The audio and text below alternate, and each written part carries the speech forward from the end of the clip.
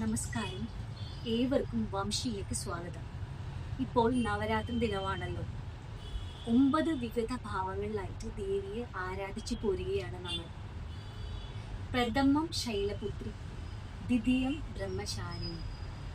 അതായത് ഇങ്ങനെയാണ് ഓരോ ദിവസവും ദേവിക്ക് പ്രത്യേക ഭാവങ്ങളും അതേപോലെ പ്രത്യേകം വസ്ത്രങ്ങളും നമ്മൾ ധരിക്കേണ്ടതായിട്ടുണ്ട്. അതേപോലെ പുഷ്പാർച്ചനയും പ്രത്യേക രീതിയിലാണുള്ളത്. അത് എന്തൊക്കെയാണെന്ന് നമുക്ക് നോക്കാം.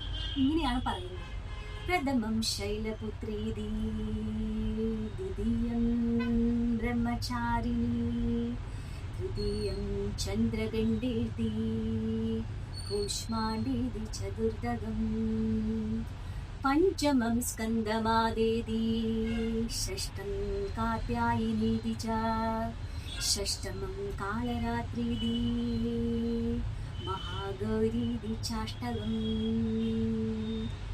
नवमं सिद्धिदा प्रोक्ता, नवदुर्गाः प्रकीर्तिता,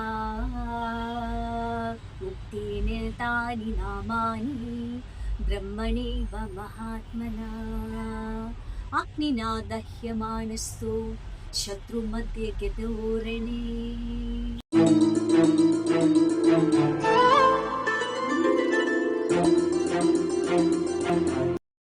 ആദ്യ ദിനം ദേവിയെ ശൈലപുത്രി ഭാവത്തിലാണ് നമ്മൾ ആരാധിക്കുന്നത്. ഓം ശൈലപുത്രിയേ നമഃ എന്നതാണ് മൂലമന്ത്രം. ഒന്നും കൂടി പറയാം: ഓം ദേവി ശൈലപുത്രിയേ നമഃ. ഇതാണ് പ്രാർത്ഥിക്കേണ്ടത്. 108 പ്രാവശ്യം പൂക്കൾ അർപ്പിച്ചുകൊണ്ട് പ്രാർത്ഥിക്കുന്നത് വളരെ വിശേഷമാവുന്നു. മഞ്ഞ പുഷ്പങ്ങളാണ് ദേവിക്ക് സമർപ്പിക്കേണ്ടത്. ഇത് ചൊല്ലുന്നതിലൂടെ നമുക്ക് ധൈര്യം, സ്ഥിരത, ആത്മവിശ്വാസം എന്നിവ ലഭിക്കുന്നു. ധ്യാനമന്ത്രം ഇപ്രകാരമാവുന്നു: വന്ദേ വാഞ്ചിതലാഭായ ചന്ദ്രാർദ്ധാകൃത ശേഖരാം വൃക്ഷരൂഢാം ശൂലധാരിണീം ശൈലപുത്രീം യശസ്വിനീം.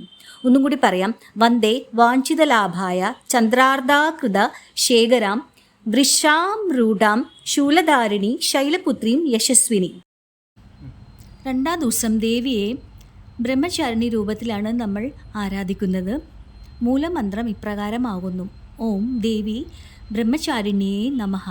ഓം ദേവി ബ്രഹ്മചാരിണ്യേ നമഃ.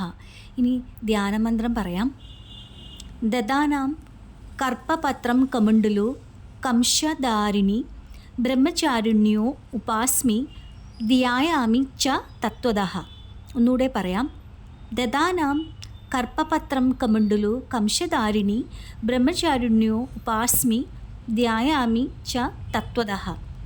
ഇന്നേ ദിവസം വെളുത്ത വസ്ത്രം ധരിക്കുന്നതും അതേപോലെ വെളുത്ത നിറത്തിലുള്ള പലഹാരങ്ങളായ പായസമോ അവല്, കോഴിക്കോട്ട ഇവയൊക്കെ സമർപ്പിക്കുന്നത് നല്ലതാണ്. മൂന്നാം ദിവസം നമ്മൾ ദേവിയെ ചന്ദ്രകണ്ഠ ഭാവത്തിലാണ് ആരാധിക്കുന്നത്. മൂലമന്ത്രം ഇപ്രകാരമാവുന്നു: ഓം ദേവി ചന്ദ്രകണ്ഠായേ നമഃ. ഒന്നും കൂടി പറയാം: ഓം ദേവി ചന്ദ്രകണ്ഠായേ നമഃ. ദേവിയെ 108 പ്രാവശ്യം പുഷ്പങ്ങൾ കൊണ്ട്, അതായത് ചുവന്ന ചെമ്പരത്തി, താമര, അതേപോലെ ജെണ്ടുമല്ലി എന്നിവ കൊണ്ട് തർപ്പണം ചെയ്യുന്ന വളരെ ശ്രേഷ്ഠമായി കരുതി പോകുന്നു. ഇങ്ങനെ ചെയ്യുന്നതിലൂടെ ധൈര്യം, ആത്മവിശ്വാസം, വിജയശക്തി എന്നിവ ലഭിക്കുന്നു. അതേപോലെ തന്നെ ഫലങ്ങളാണ് ഭയം, മാനസിക സംഘർഷം എന്നിവയെല്ലാം മാറുന്നതാണ്. ഈ സ്വസ്ത്രമന്ത്രം കൂടിയുണ്ട്, അതും കൂടി ചൊല്ലുന്നത് വളരെ ഉത്തമമാണ്. അത് ഇപ്രകാരമാണ്: പിണ്ടജ പ്രവാരൂഢാം ചണ്ഡകോപസ്ത്ര കേറിയുതാം പ്രസാദം തനുദേ മഹ്യം ചന്ദ്രകണ്ഠ യശസ്വിനി. മൂന്നാം ദിവസം ദേവിയുടെ വാരിയർ ഫോമിലാണ്, അതായത് യുദ്ധഭാവത്തിലാണ് നമ്മൾ കണക്കാക്കുന്നത്. അതുകൊണ്ട് തന്നെ ധൈര്യത്തിൻ്റെയും ഭയമില്ലായ്മയുടെയും പ്രതീകമായ ചുവപ്പ് വസ്ത്രം അതിശ്രേഷ്ഠമായി കരുതി പോരുന്നു. സ്ത്രീ പുരുഷന്മാർ അന്നേ ദിവസം ചുവന്ന ഷർട്ടോ സാരിയോ ധരിച്ച് വരുന്നത് ഉത്തമമായി കണക്കാക്കി പോരുന്നു. ഇനി അടുത്ത ദിവസങ്ങളിൽ ദേവിയുടെ രൂപവും അതേപോലെ തന്നെ ഭാവവും സമർപ്പിക്കേണ്ട വസ്തുക്കളും മന്ത്രങ്ങളും അടുത്ത ലക്കത്തിൽ പറയുന്നതായിരിക്കും. അതുവരെ വംശിക്ക് വേണ്ടിയിട്ട് എൻ്റെ വിനീതമായ പ്രണാമം.